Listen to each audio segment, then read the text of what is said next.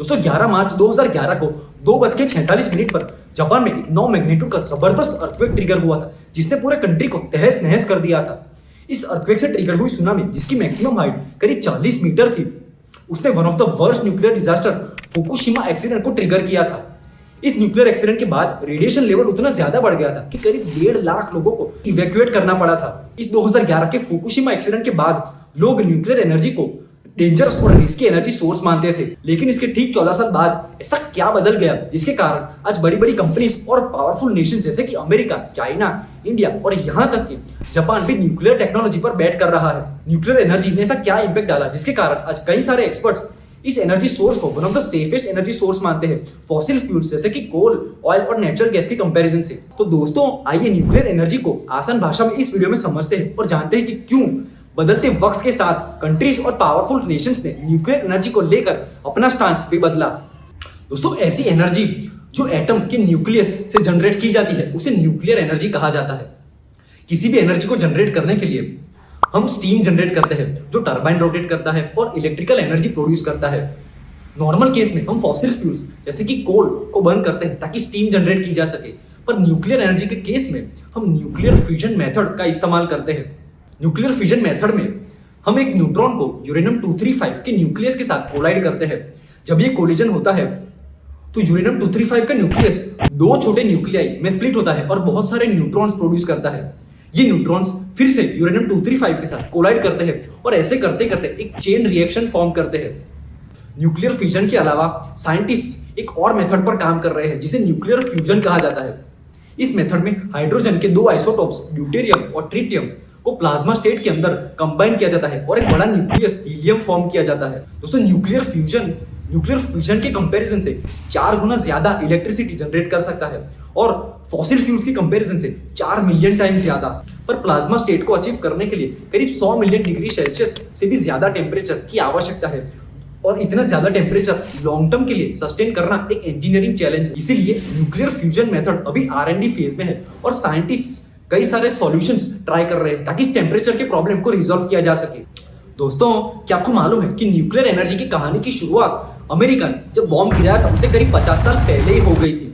1896 में honorary Becquerel ने यह डिस्कवर किया था कि यूरेनियम बिना किसी एक्सटर्नल सोर्स से कनेक्ट किए अपने आप ही रेडिएशन एमिट करता है। इसी प्रोसेस को 1898 में पियर और मरी क्यूरी ने रेडियो एक्टिविटी नाम दिया था। फिर 1938 में ऑटो हान और फ्रिट्ज स्ट्रॉसमैन ने यह डिस्कवर किया था कि जब एक न्यूट्रॉन यूरेनियम से टकराता है तो यूरेनियम स्प्लिट होता है और बेरियम जैसे फ्रैगमेंट्स बनते हैं।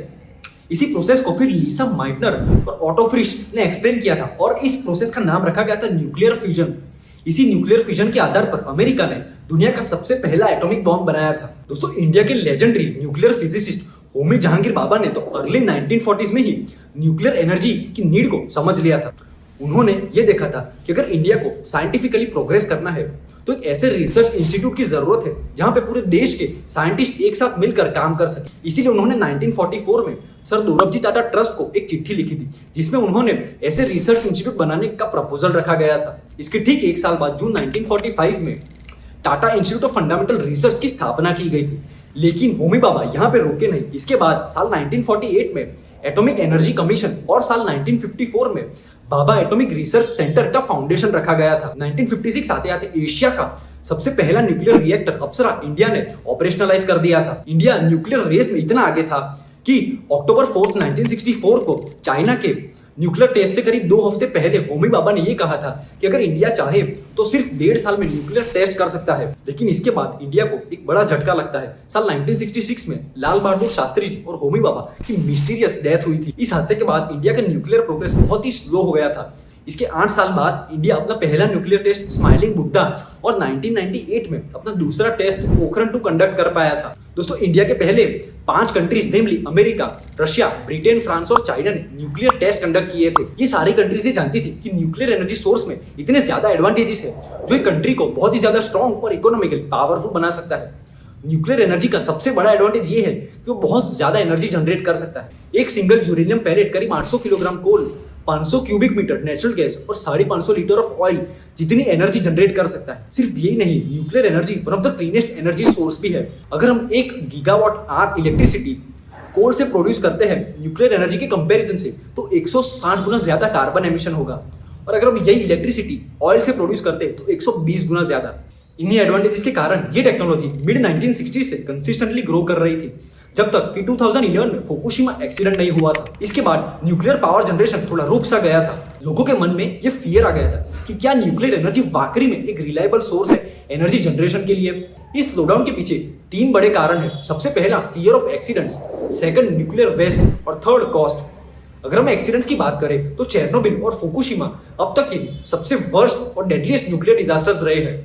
चेर्नोबिल ब्लास्ट के बाद करीब 30 लोग इंस्टेंटली मारे गए थे और करीब 3 लाख लोगों को रीसेटल करना पड़ा था। ऐसे ही एक्सीडेंट्स के कारण न्यूक्लियर एनर्जी को अनसेफ और लेस रिलायबल एनर्जी सोर्स माना जाता आ रहा है। पर दोस्तों, क्या आपको मालूम है कि nuclear energy one of the safest energy source है, स्पेशली फॉसिल फ्यूल्स की कंपैरिजन से। अगर हम एक छोटे शहर में कोल से एनर्जी प्रोड्यूस करते हैं तो एयर पॉल्यूशन के कारण करीब 25 लोगों की मौत हो सकती है, ऑयल से 18, गैस से 3। और अगर हम न्यूक्लियर एनर्जी का इस्तेमाल करते हैं तो 33 इयर्स में, आई रिपीट 33 सालों में सिर्फ एक की जान जा सकती है। और अगर हम रेडिएशन की बात करें तो हम जो केला खाते हैं, फ्लाइट में ट्रैवल करते हैं, एक्सरे और सीटी स्कैन करवाते हैं, इन सभी से जो रेडिएशन निकलता है वो एक न्यूक्लियर प्लांट के बगल में रहने से ज्यादा है। एक्सीडेंट्स और रेडिएशन के अलावा एक और रीजन है जिसके कारण लोगों के मन में अभी भी पब्लिक एक्सेप्टेंस न्यूक्लियर एनर्जी को लेकर बिल्ड नहीं हो पा रहा है, और ये है न्यूक्लियर वेस्ट। न्यूक्लियर फिजन के बाद थोड़ा यूरेनियम फ्यूल पैलेट में बचता है जिस पर फिजन प्रोडक्ट्स डिपॉजिट होते हैं। इस बचे हुए फ्यूल पैलेट को न्यूक्लियर वेस्ट कहा जाता है। ये न्यूक्लियर वेस्ट हजारों सालों तक रेडियो एक्टिव होता है। ये पूरे रेडियो एक्टिव वेस्ट में से करीब 97% तो लो और इंटरमीडिएट लेवल वेस्ट जैसे कि रिएक्टर कंपोनेंट्स और कंटेमिनेटेड क्लोथिंग होता है। सिर्फ 3% की हाई लेवल वेस्ट होता है।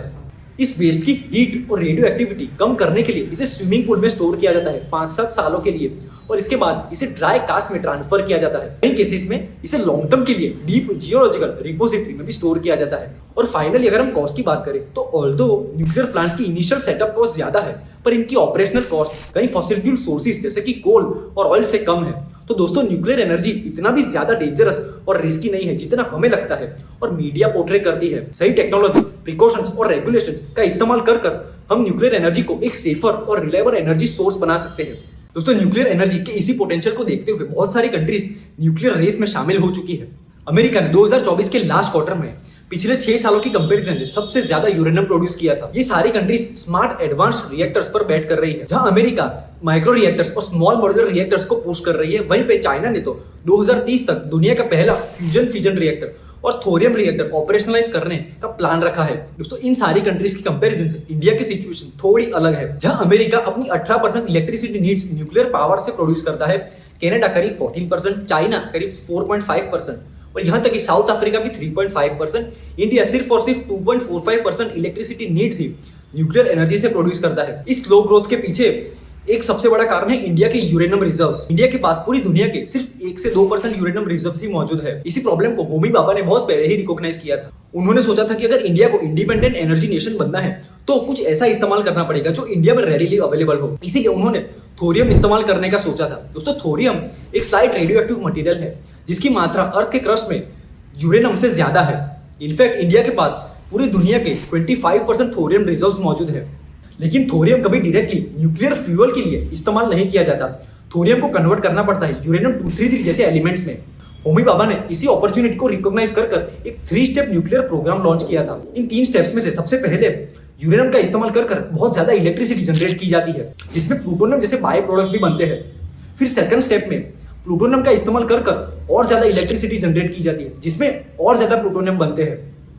इसके अलावा सेकंड स्टेप में थोरियम का इस्तेमाल कर यूरेनियम 233 बनाया जाता है, और फिर फाइनल स्टेप में थोरियम और यूरेनियम 233 का इस्तेमाल कर और ज्यादा इलेक्ट्रिसिटी जनरेट की जाती है। अगर हम प्रोग्रेस की बात करें तो इंडिया ने स्टेज 1 कंप्लीट कर स्टेज 2 में एंट्री हासिल करी है। लेकिन स्टेज 2 के लिए चाहिए fast breeder reactor. Although India ने एक फास्ट ब्रीडर रिएक्टर तमिलनाडु के कलक्कम रीजन में बनाया है, लेकिन ये अभी ऑपरेशनल नहीं है। इस रिएक्टर में सिर्फ फ्यूल लोडिंग स्टेज ही कंप्लीट हुआ है। और रही बात स्टेज 3 की, तो इंडिया के पास फिलहाल कोई भी थोरियम रिएक्टर मौजूद नहीं है। दोस्तों, इस यूरेनियम की अवेलेबिलिटी के अलावा एक और रीजन है जिसने अर्ली 1970s में इंडिया का ग्रोथ ऑब्स्ट्रक्ट किया था। एक्चुअली 1968 में जब नॉन प्रोलिफरेशन ट्रीटी प्रपोज हुई थी तब इंडिया ने उसे साइन नहीं किया था। अगर इंडिया साइन करता तो कभी न्यूक्लियर वेपन्स डेवलप ही नहीं कर पाता। इसके 6 साल बाद जब इंडिया ने न्यूक्लियर टेस्ट कंप्लीट किया था तो यूएस ने बहुत सारे सैंक्शंस लगाए थे, जिससे इंडिया का एक्सेस न्यूक्लियर फ्यूल और टेक्नोलॉजी से कट ऑफ हो गया था। दोस्तों, इन सारे कारणों की वजह से इंडिया की ग्रोथ बाकी कंट्रीज की कंपैरिजन से न्यूक्लियर सेगमेंट के मामले में थोड़ी कम है। तो दोस्तों आज की वीडियो के लिए बस इतना ही। आज की वीडियो से हमने ये सीखा कि न्यूक्लियर एनर्जी हमें जितना लगता है उससे कई गुना ज्यादा सेफर है और सही टेक्नोलॉजी और प्रिकॉशंस और रेगुलेशंस का इस्तेमाल कर हम इस एनर्जी सोर्स को और भी ज्यादा रिलायबल और एफिशिएंट बना सकते हैं। तो दोस्तों आशा करता हूं मेरा ये सिंप्लीफाइड एनालिसिस आपको पसंद आया होगा। कमेंट सेक्शन में बताइए हमें किस टॉपिक पर नेक्स्ट वीडियो बनाना चाहिए। लाइक और शेयर कीजिए इस वीडियो को अपने फ्रेंड्स और फैमिली मेंबर्स के साथ और सब्सक्राइब कीजिए इस चैनल को ताकि आप कोई भी वीडियो मिस ना कर सके। मैं आपसे मिलता हूं अगले वीडियो में। Bye bye.